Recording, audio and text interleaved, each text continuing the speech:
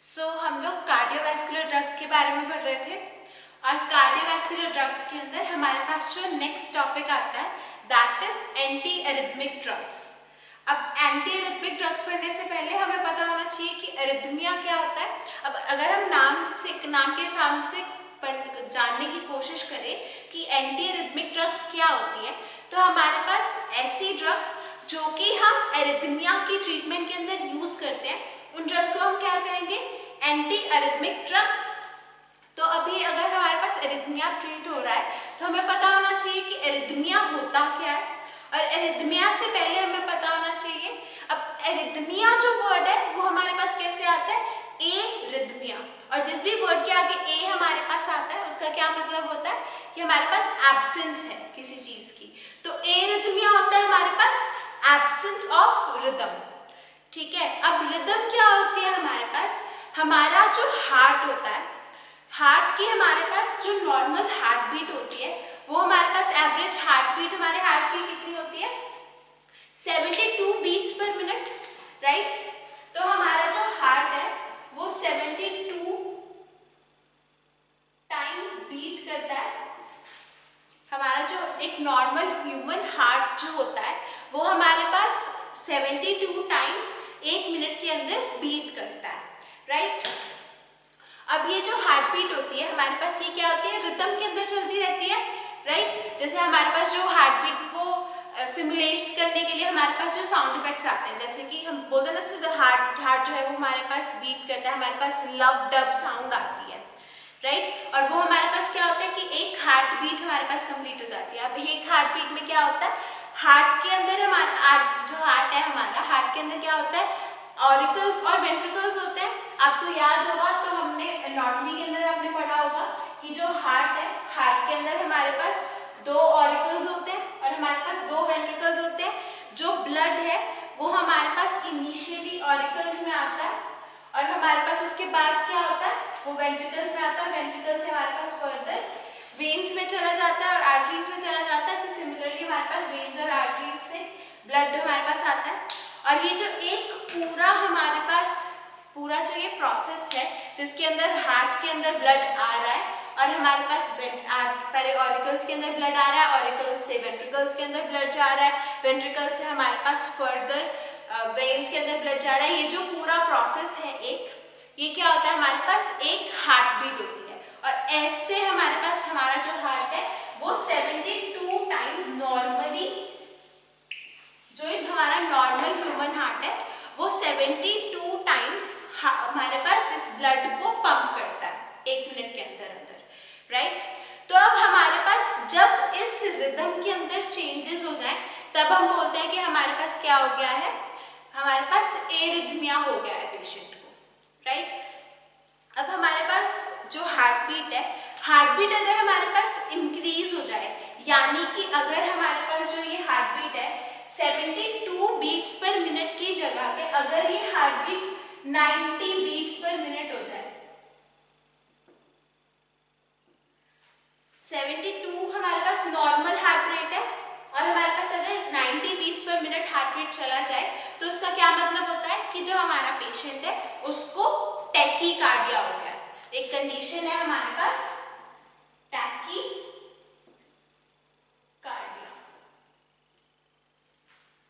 Okay, सो अब tachycardia के अलावा अगर, अब ये तो एक केस हो गया हमारे पास कि जो हार्ट बीट है वो हमारे पास इंक्रीज हो गई नॉर्मल वैल्यू से। अब अगर हमारे पास जो ये हार्ट बीट है वो डिक्रीज हो जाए नॉर्मल वैल्यू से, यानी कि 60 बीट्स पर मिनट की हमारे पास हार्ट बीट आए, तो 60 बीट्स पर मिनट की अगर हार्ट बीट आती है तो उसका क्या मतलब है हमारे पास कि जो हमारा पेशेंट है उसको क्या हुआ है, ब्रैडी। तो हमारे पास 2 कंडीशंस होती हैं हार्ट के अंदर, या तो ब्रेडीकार्डिया हो जाता है या फिर हमारे पास टैकीकार्डिया हो जाता है। ब्रेडीकार्डिया के केस में हमारे पास जो हार्ट बीट है वो नॉर्मल वैल्यू से डिक्रीज हो जाती है और टैकीकार्डिया के अंदर हमारे पास जो हार्ट बीट है वो नॉर्मल वैल्यू से इंक्रीज हो जाती है। So this is all about the conditions in heart. हमारे पास हार्ट रेट के अंदर चेंजेस होने की वजह से क्या कंडीशंस आते हैं।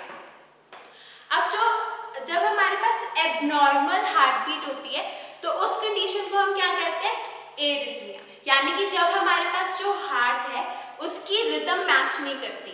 अब जब हमारे पास ऑरिकल्स हमारे पास जब उनके अंदर कॉन्ट्रैक्शन हो रही है तभी हमारे पास वेंट्रिकल के अंदर रिलैक्सेशन होती है, और जब हमारे पास ऑरिकल्स के अंदर रिलैक्सेशन होती है तब हमारे पास वेंट्रिकल्स के अंदर हमारे पास कॉन्ट्रैक्शन होती है, और ऐसे जो हमारे पास जो हार्ट है वो फंक्शन करता है, राइट। तो जब हमारे पास इस नॉर्मल हार्ट बीट के अंदर चेंजेस हो जाते हैं तब हमारे पास उस कंडीशन को बोलते हैं कि हमारे पास उस पेशेंट को एरिथमिया हो गया। अब जो ये एरिथमिया की कंडीशन है ये क्यों आती है हमारे पास? अब इसके अंदर क्या हो सकता है, या तो हमारे पास सबसे पहला जो कंडीशन होती है वो ये होती है कि जो पेशेंट है उसके अंदर हमारे पास एबनॉर्मल ऑटोमेटिसिटी हो गई है, यानी कि हमारे पास अब हमारा जो हार्ट है वो अपने आप वर्क करता है, हम खुद से तो हार्ट बीट करवाते नहीं, it is an autonomic organ. हमारे पास जो हार्ट है वो एक ऐसा ऑर्गन है जो कि हमारे पास ब्रेन कंट्रोल करता है, हमारे पास ब्रेन से सिग्नल आते हैं कि हार्ट को बीट करना है, और हार्ट हमारे पास वर्किंग कंडीशन के अंदर रहता है, राइट। तो अब हमारे पास जब इस ऑटोमेटिसिटी के अंदर हमारे पास चेंजेस आ जाए तब हमारे पास एरिथमिया कॉज हो सकता है। और उसके अलावा हमारे पास जब हमारे पास इम्पल्स कंडक्शन जो है एवी नोड के थ्रू उसके अंदर हमारे पास वो इम्पेयर हो जाए तब हमारे पास एरिथमिया कॉज हो सकता है। अब उसके अलावा थर्ड जो हमारे पास कंडीशन है एरिथमिया की, दैट इज री एंट्री फिनोमेना। तो हमने अभी तक तीन मेजर कॉजेस के बारे में पढ़ा जो कि रिस्पॉन्सिबल है हमारे पास एरिथमिया के लिए। क्या क्या कॉजेस है हमारे पास? सबसे पहले हमारे पास कॉज होता है एबनॉर्मल ऑटोमेटिसिटी। सेकंड क्या कॉज होता है हमारे पास? इम्पेयर्ड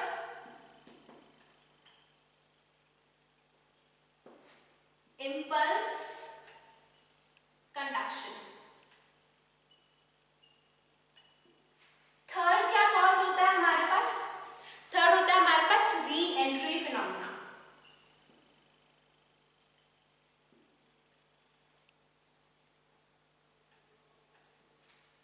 सो abnormal automaticity, impaired impulse conduction और री एंट्री फिनोमेना, ये हमारे पास क्या होता है कि अब सबसे पहला आता है हमारे पास, अगर आपको याद हो थोड़ा सा रिकैप करते हैं कि जो हार्ट हमारे पास होता है, हार्ट के अंदर हमारे पास दो नोड्स होते हैं, एक होता है हमारे पास एसए नोड और एक होता है हमारे पास AV node, right.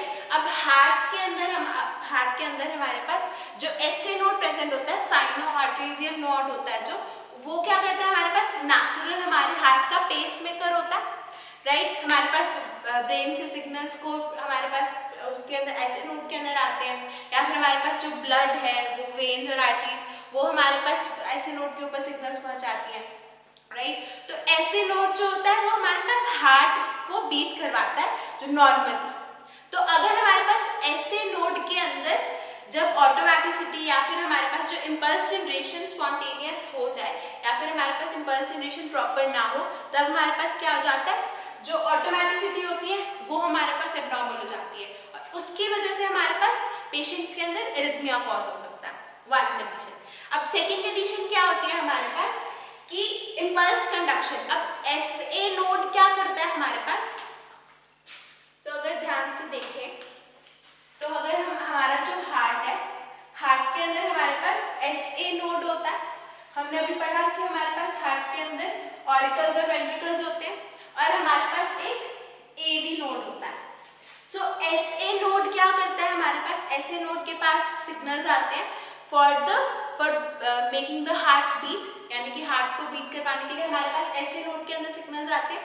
SA node further हमारे पास एवी नोड के अंदर सिग्नल्स पहुंचाता है, इम्पल्स कंडक्शन होती है, और हमारे पास यहाँ पे जो हमारे चैनल्स होते हैं जो कि ब्लड को ऑरिकल से वेंट्रिकल्स के अंदर हमारे पास फ्लो करवाने में हेल्प करते हैं, उन चैनल्स को ओपन करवा देता है एवी नोड, ओके। तो जब हमारे पास अब या तो हमारा एसए नोड खराब हो जाएगा, एसए नोड खराब हो जाएगा तो क्या हो जाएगा हमारे पास ऑटोमेटिसिटी के अंदर एब्नॉर्मलिटी आने की वजह से हमारे पास एरिथमिया कॉज हो जाएगा। दूसरा क्या कॉज हो सकता है हमारे पास? एवी नोड हमारे पास कुछ खराबी हो सकती है, और एवी नोड के अंदर खराबी होने की वजह से हमारे पास क्या हो सकता है कि जो इम्पल्स की कंडक्शन है वो हमारे पास प्रॉपर ना हो। अब थर्ड रीजन क्या होता है हमारे पास? थर्ड रीजन होता है री एंट्री फिनोमिना।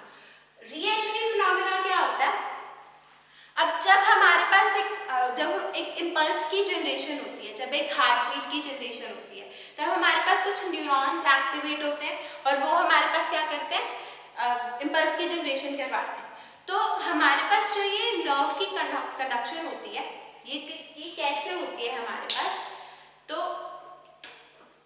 इनिशियली हमारे पास विद टाइम, अब हमारा जो हार्ट होता है, हार्ट के ऊपर हमारे पास कुछ एक रेस्टिंग मेम्ब्रेन पोटेंशियल रहता है, ठीक है। और जब हमारे पास एक इम्पल्स आता है ब्रेन से हार्ट को बीट, अब ब्रेन क्या करेगा, मैसेज पहुंचाएगा हार्ट को कि हार्ट ने बीट करना है, राइट। और जब हमारे पास ये हार्ट तक मैसेज पहुंचेगा कि हार्ट ने बीट करना है, तो क्या हो जाएगा, हमारे पास इम्पल्स की जनरेशन स्टार्ट हो जाएगी। और इम्पल्स की जो जनरेशन होती है वो हमारे पास क्या होती है कि वो हमारे जो रेस्टिंग मेम्ब्रेन पोटेंशियल होता है उसको हमारे पास इंक्रीज करना स्टार्ट कर देती है। तो हमारे पास विद टाइम यहाँ पे हमारे पास क्या होता है, ट्रांसमेम्ब्रेन पोटेंशियल। सो हमारे पास with time resting membrane potential से हमारे पास क्या हो जाता है, पोटेंशियल राइज करना स्टार्ट कर जाता है। और अल्टीमेटली जब हमारे पास राइज करना स्टार्ट कर जाता है तब हमारे पास क्या होता है, एक पीक पे पहुंचता है। अल्टीमेटली हमारे पास जो पोटेंशियल है वो डाउन चला जाता है। और इसमें क्या होता है, हमारे पास यहाँ पे हार्ट जो हमारे पास एक थ्रेशहोल्ड पोटेंशियल होता है, यानी कि थ्रेशहोल्ड पोटेंशियल क्या होता है, वो मिनिमम पोटेंशियल जिसके ऊपर हमारा जो एक्शन पोटेंशियल है वो पहुंचना चाहिए ताकि हमारे पास जो हार्ट है वो फर्दर हमारे पास बीट कर सके। तो जैसे ही हमारे पास रेस्टिंग मेम्ब्रेन पोटेंशियल से और थ्रेशहोल्ड पोटेंशियल से अगर हमारे पास जो पोटेंशियल इंक्रीज हो जाता है तब क्या होता है, हमारे पास जो हार्ट है वो बीट करना स्टार्ट कर देता है। ओके, अब हमारे पास यहाँ पे हार्ट बीट जब करना स्टार्ट करता है तब हमारे पास क्या होता है कि हमारे पास हार्ट की बीट हुई, तो हमारे पास वहाँ पे फिर उसके बाद क्या हुआ, हमारे पास वापस जो ट्रांसमेम्ब्रेन पोटेंशियल है वो हमारे पास फॉल करने लग जाता है, वापस रेस्टिंग मेम्ब्रेन पोटेंशियल में पहुंच जाता है। और यहाँ पे होता है हमारे पास रिफ्रैक्टरी पीरियड, हमारे पास कुछ मिली सेकेंड्स का हमारे पास रेस्टिंग पीरियड होता है। और फिर से हमारे पास क्या होता है, वापस से जो इम्पल्स की जनरेशन है वो स्टार्ट हो जाती है और हमारे पास जो हार्ट है वो बीट करता रहता है।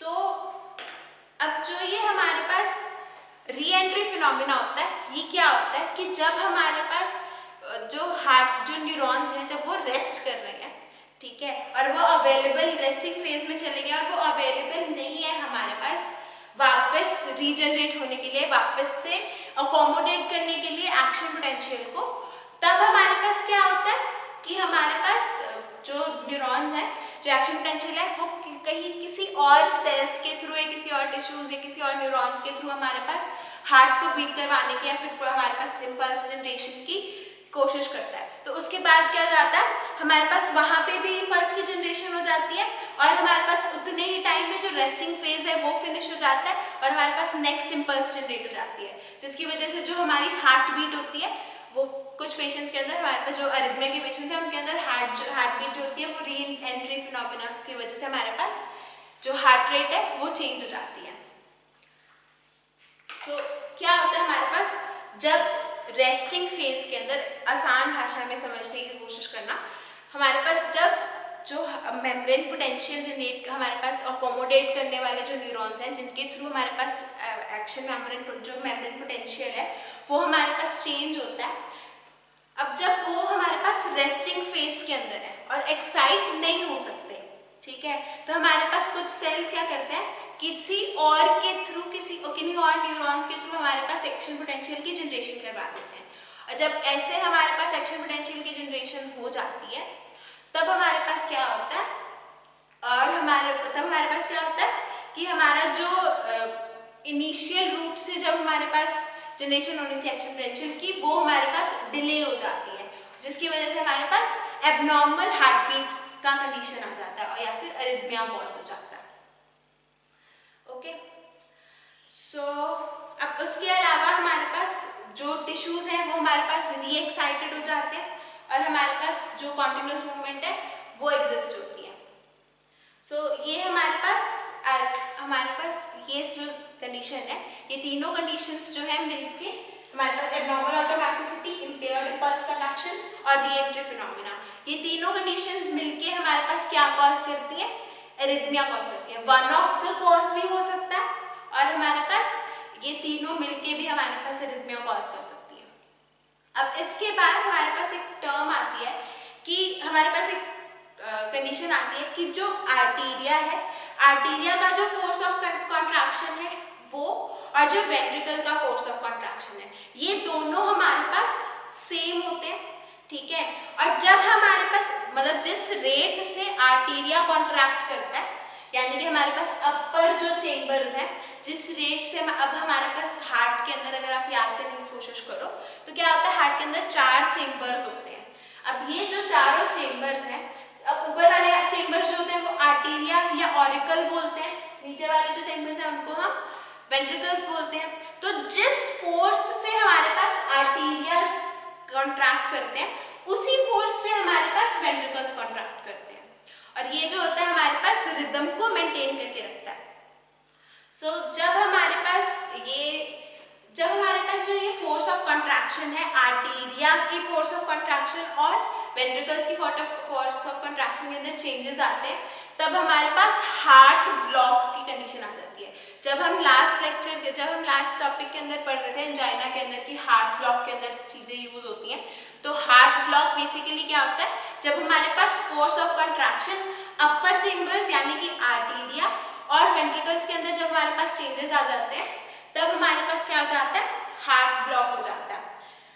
और अब हमारे पास जो नॉर्मल रेट ऑफ बीटिंग है आर्टीरिया की, उससे जब इंक्रीज हो जाता है तब हमारे पास फर्दर 2 कंडीशंस आती हैं। एरिथमिया के फर्दर टाइप्स हैं हमारे पास, या तो आर्टीरियल फ्लटर हो जाता है या फिर आर्टीरियल फिब्रिलेशन हो जाता है। अब आर्टीरियल फ्लटर और आर्टीरियल फिब्रिलेशन क्या होता है हमारे पास, जब rate of beating of arteria हमारे पास 250 से लेके 350 तक चला जाता है, तब उस कंडीशन को हम कहते हैं आर्टीरियल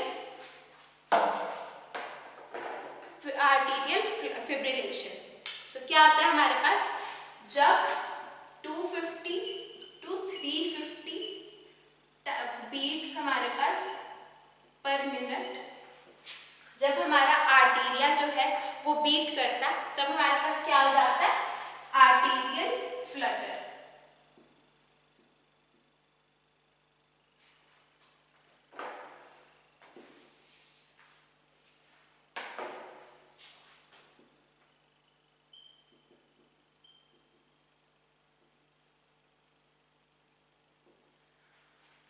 आर्टीरियल फ्लटर, और जब हमारे पास ये जो रेट है वो 350 पर मिनट से भी ज्यादा इंक्रीज हो जाता है, तब हमारे पास जो ये कंडीशन आती है, तब आती है आर्टीरियल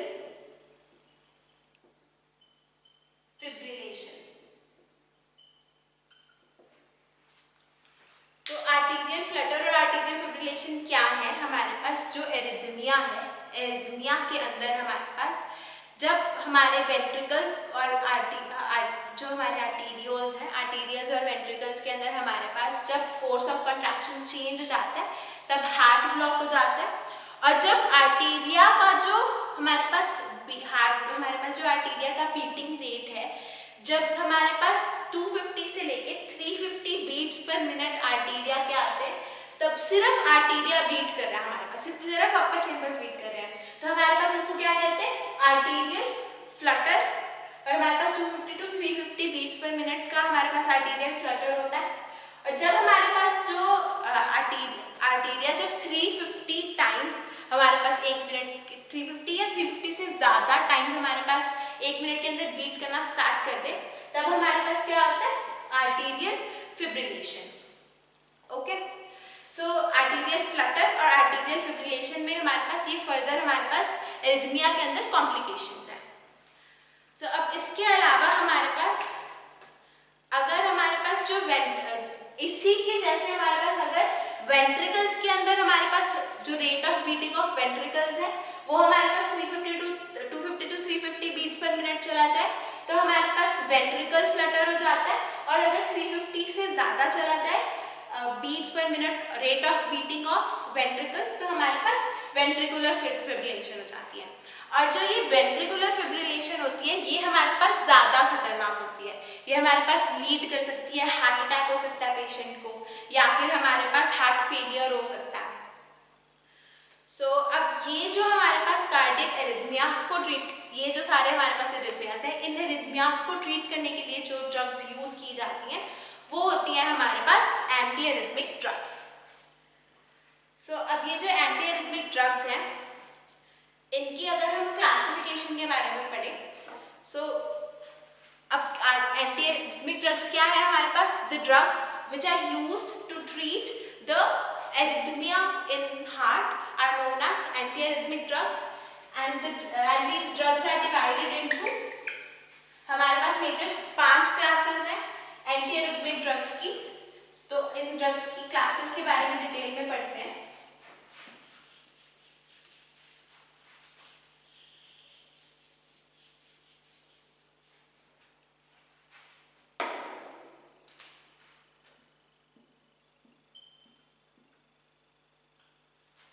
तो क्या होता है हमारे पास? सबसे पहले हमारे पास जो क्लास आती है that is sodium channel blockers. Next जो हमारे पास क्लास है दैट इज एड्रेनर्जिक ब्लॉकर्स। जो थर्ड क्लास है that is potassium channel blockers. Fourth जो क्लास है that is calcium channel blockers. तो हम ये सारी क्लास एक बार ही पढ़ चुके हैं, राइट? हमने कैल्शियम चैनल ब्लॉकर्स भी पढ़े हैं, पोटेशियम चैनल ब्लॉकर्स भी पढ़े हैं, एड्रेनर्जिक ब्लॉकर्स भी पढ़े हैं, सोडियम चैनल ब्लॉकर्स भी पढ़े हैं। एक बार फिर से हम पढ़ेंगे इनके बारे में डिटेल में। लेकिन अगर एरिथमिया की स्पेसिफिक बात करें, एंटी एरिथमिक ड्रग्स की स्पेसिफिकली बात करें, तो सोडियम चैनल ब्लॉकर्स जो है वो हमारे पास further on the basis of their effect of their action on heart, हमारे पास कि हार्ट के ऊपर क्या इफेक्ट कर रहे हैं, क्या चेंज कर रहे हैं, हमारे पास फर्दर सोडियम चैनल ब्लॉकर्स को 3 क्लासेस के अंदर डिवाइड किया जाता है। सबसे पहली क्लास आती है हमारे पास SC drugs, the drugs which increase depolarization. उसके अलावा सेकेंड जो क्लास है that is the drugs which decrease depolarization. और थर्ड क्लास जो ड्रग है वो हमारे पास वो ड्रग है जो एक्शन पोटेंशियल के ऊपर इफेक्ट नहीं डालती, लेकिन जो फेज 0 है डीपोलराइजेशन की उसको हमारे पास इफेक्ट करती है। तो जब हमने इम्पल्स कंडक्शन पढ़ी थी तब हमने पढ़ा था कि जब हाइपरपोलराइजेशन हो जाती है तब हमारे पास इनहिबिटरी जो है हमारे पास ट्रांसमिशन होता है, और जब हमारे पास डीपोलराइजेशन हो जाती है तब हमारे पास एक्साइटेटरी ट्रांसमिशन होता है। तो अगर डीपोलराइजेशन इंक्रीज हो जाएगी तो हमारे पास जो एक्साइटेशन है वो इंक्रीज रहेगी। डिक्रीज करवाने ये हमारे पास क्या होगा, डिपेंडिंग अपॉन की जो पेशेंट है उसको किस टाइप का एरिथमिया है, डिपेंडिंग अपॉन दैट हमारे पास ये जो ड्रग्स है ये प्रिस्क्राइब की जाती है। अगर हमारे पास डीपोलराइजेशन कम हो रही है तो हमारे पास ऐसी ड्रग्स यूज करी जाती हैं जो हमारे पास डीपोलराइजेशन को इंक्रीज करवा सके। और हमारे पास अगर डीपोलराइजेशन इंक्रीज हो रही है किसी के अंदर और उसकी वजह से एरिथमियास कॉज हो रहे हैं तो हमारे पास जो डीपोलराइजेशन है वो डिक्रीज करवाई जाती है। और स्लो फेज 0 डीपोलराइजेशन के अंदर क्या होता है हमारे पास, हम स्लो करवा देते हैं 0 फेज की जो डीपोलराइजेशन है उसको। अब जो हमने अभी ग्राफ पढ़ा था कि विद टाइम हमारे पास पोटेंशियल इंक्रीज होता रहता है और अल्टीमेटली फॉल कर जाता है, तो उसमें हमारे पास फेजेस होते हैं। वो हमारे पास रेस्टिंग मेम्ब्रेन पोटेंशियल के बाद जब थ्रेशोल्ड पोटेंशियल पे हमारे पास जो मेम्ब्रेन पोटेंशियल है वो रीच कर जाता है तब क्या हो जाता है, डीपोलराइजेशन स्टार्ट हो जाती है। और डीपोलराइजेशन स्टार्ट होने की वजह से हमारे पास एक्साइटेशन स्टार्ट होती है। तो इनिशियली हमारे पास 0 फेज होता है, फिर 1 फेज होता है, फिर 2, 3 और लास्ट में जब हमारे पास डिक्लाइन कर रहा होता है तब हमारे पास 3 फेज होता है, और रेस्टिंग पे हमारे पास 4th फेज होता है जो रेस्टिंग पीरियड होता है। तो जो हमारे पास 0 फेज होता है, 0 फेज पे हमारे पास एक्साइटेशन स्टार्ट होती है। तो अगर हम अगर हम फेज 0 को स्लो करवा देंगे तो एक्साइटेशन जो है वो प्रोलॉन्ग हो जाएगी। लेकिन इसके साथ क्या हो जाता है, हमारे पास एक्शन पोटेंशियल पे ये जो ड्रग्स है ये फर्क नहीं डालती, एक्शन पोटेंशियल की जनरेशन हमारे पास नॉर्मली होती है। अभी अगर हम ड्रग्स के बारे में पढ़ें तो सोडियम चैनल ब्लॉकर्स के अंदर जो ड्रग्स हमारे पास डीपोलराइजेशन को इंक्रीज करते हैं उसके अंदर हमारे पास क्यूनीन, प्रोकेनामाइड, डायआइसोपिरामाइड जैसी ड्रग्स आती हैं। जो ड्रग्स हमारे पास डिक्रीज करती हैं या शॉर्टन करती हैं डीपोलराइजेशन को, उसके अंदर हमारे पास लिग्नोकेन और फेनिटोइन जैसी ड्रग्स आती हैं। जो ड्रग्स हमारे पास डीपोलराइजेशन के फेज 0 को हमारे पास स्लो करती हैं, उसके अंदर हमारे पास फ्लीकेनाइड और प्रोपाफेनॉन जैसी ड्रग्स आती हैं। जो एडिनर्जिक ब्लॉकर्स हैं, एडिनर्जिक ब्लॉकर्स के अंदर हमारे पास प्रोपैनोल और बीटा ब्लॉकर्स जो हमारे पास आते हैं, और एड्रोफोनियम जैसी ड्रग्स आती हैं। उसके अलावा पोटेशियम चैनल ब्लॉकर्स के अंदर हमारे पास एम्योडेरॉन और ब्रिटिलियम जैसी ड्रग्स आती हैं। कैल्शियम चैनल ब्लॉकर्स के अंदर हमारे पास वही सेम वेरापामिरिडिल या सेमटिफेडिवीन जैसी ड्रग्स आती हैं। और उसके अलावा हमारे पास कुछ मिसलेनियस क्लास की ड्रग्स हैं जो 5th क्लास है हमारे पास, जैसे कि डिजिटालिस या एडिनोसिन जैसी ड्रग्स आती हैं। सो नेक्स्ट क्लास के अंदर हम लोग डिटेल में पढ़ेंगे सोडियम, इन सारी जो ये सारी क्लासेस हैं इनके बारे में, कि ये एरिथमिया को कैसे हमारे पास, क्या मैकेनिज्म ऑफ एक्शन से हमारे पास एरिथमिया को ट्रीट करते हैं।